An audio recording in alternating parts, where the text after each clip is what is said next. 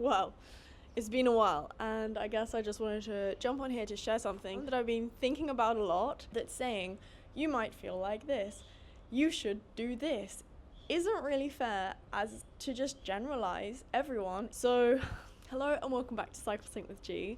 Today, we're going to talk about where I guess I've been going wrong here. I started this journey myself through Stacy Sims, Maisie Hill, providing a kind of structure, a guideline of and knowledge and education, right? Of these are the 4 phases. This is what the hormones do.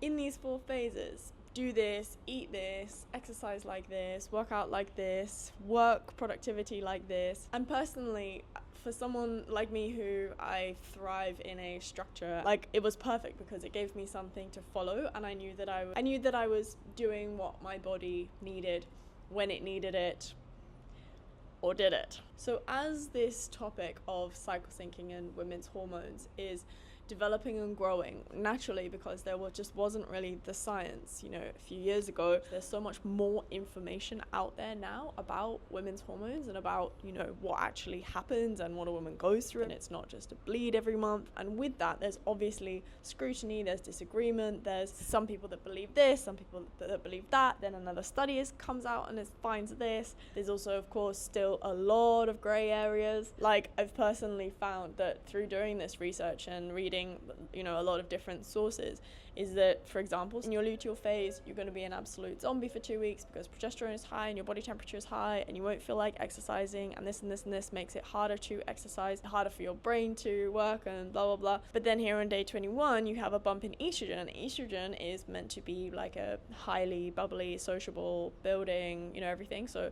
but then because you both got progesterone and estrogen, maybe that is why the body gets so confused and overwhelmed by the high hormones. I don't know, I just found that there was a lot of conflicting information, and what I've been thinking about for a while is gonna probably explain the reasons why. So I guess me thinking about this kind of started with what Stacy Sims released recently, a couple of weeks ago.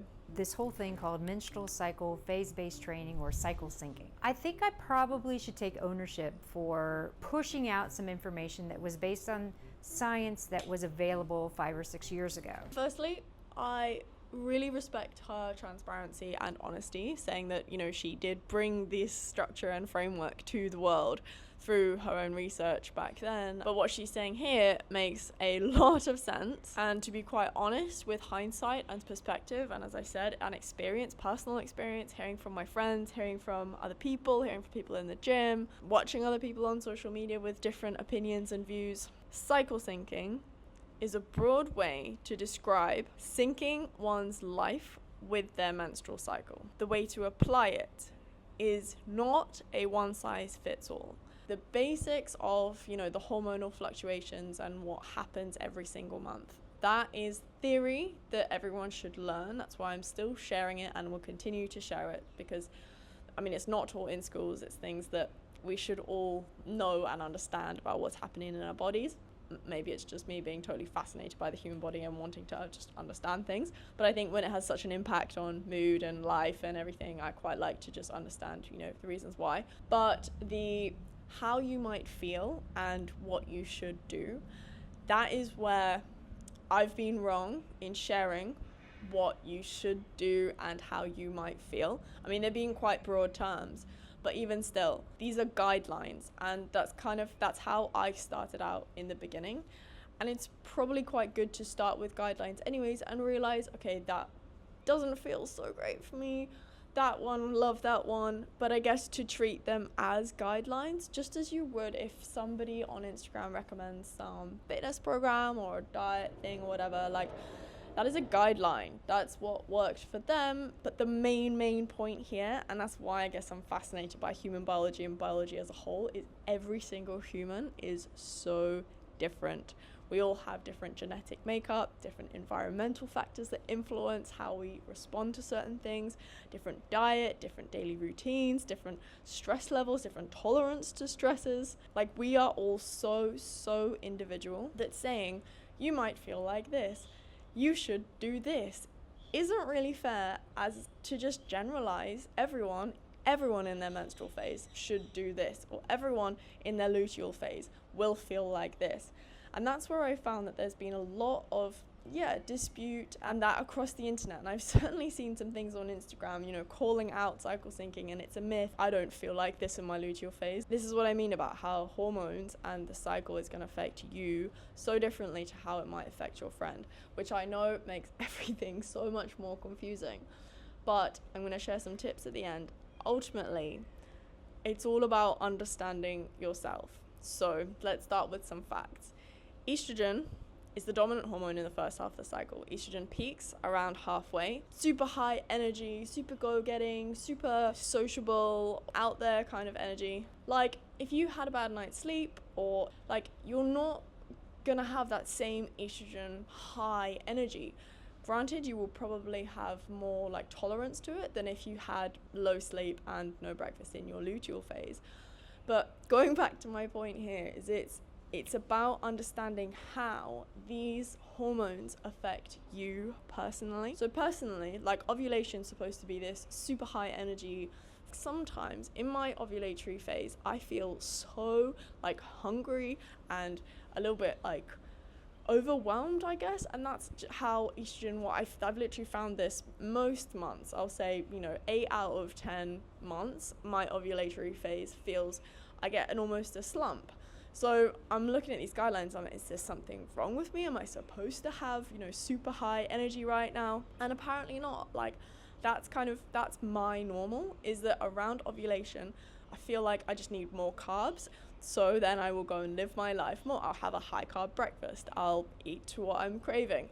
Then usually, because ovulation is quite an energy intensive process anyways, which I guess some people experience it differently, as I'm saying, which is where I also think like it's great to have these guidelines, but to what extent does this rule your life? And you're saying, okay, I can't make these plans because I'm going to be in my luteal phase then. I don't believe it's about that. I believe it's about just purely having the awareness. Okay, I'm gonna go to that party or that social event in my luteal phase. It's purely having the awareness so it doesn't kick you in the butt later. I think the way that I wanted to share this information on this channel and run this channel as a whole is for you, or for me, to provide the information that we didn't learn at school. And what you do with that information ultimately is up to you. I'm providing guidelines based on the biological processes that are happening in the body. But always come back to how does it make you feel. So going forward, these are the things that we know, right? These are the hormones, this is what happens, this is how they fluctuate. This is what happens in the ovarian cycle, this is what happens with the egg. Body temperature does this. The key is journal your symptoms. So if you're following this chart, okay, I'm on day 11. This is where I'm at in my biology, in the hormones, in what's happening inside my uterus, in my body. How do I feel today? Journal that on each day. Simple, nothing crazy, noted in your diary. Felt really bloated today, felt extra hungry today, was really craving carrots today, I don't know. Just simple little things. I might be creating something that will really help with this, that will hopefully happen soon. But ultimately, it's about understanding how you feel in relation to what the biology and what is actually happening in your body. How does that make you feel? How does your day one feel? And that's different to how the first day of your friend's period feels. She might feel dead in bed, not want to get out, super PMS, like give me chocolate, Netflix all day, don't talk to me. You might feel like, personally, on my first day of my cycle, I feel this like relief. I'm like, I want to go run, I want to go and like just do stuff. People experience different things in different days of their cycle. So having a one size fits all, box, template, whatever, is not really fair, I guess. So in general, understand the basics, journal your symptoms and how you feel in relation to those basics and that knowledge. And then as you journal, the more you journal and the more cycles that you journal, you'll notice recurring symptoms and recurring themes. And those are kind of what you really listen to, because those are more than mostly likely going to be your symptoms for your cycle. So match up those symptoms to the constants that we know. What I'm getting at is learn your days and what your day 14 looks like. And that is your cycle, and that is what you cycle sync to. Yeah, from here on out, it's going to be a bit more to do with how your cycle affects you. So stay tuned for some pretty exciting things coming. Life's been pretty all over the place right now, and when I say all over the place, I mean literally all over the place. But I have been working on some things behind the scenes, which I'm very, very, very excited about, and yeah, correlates with what I am saying here about cycle syncing. Is more about self-awareness and understanding yourself and how you can sync to your own cycle.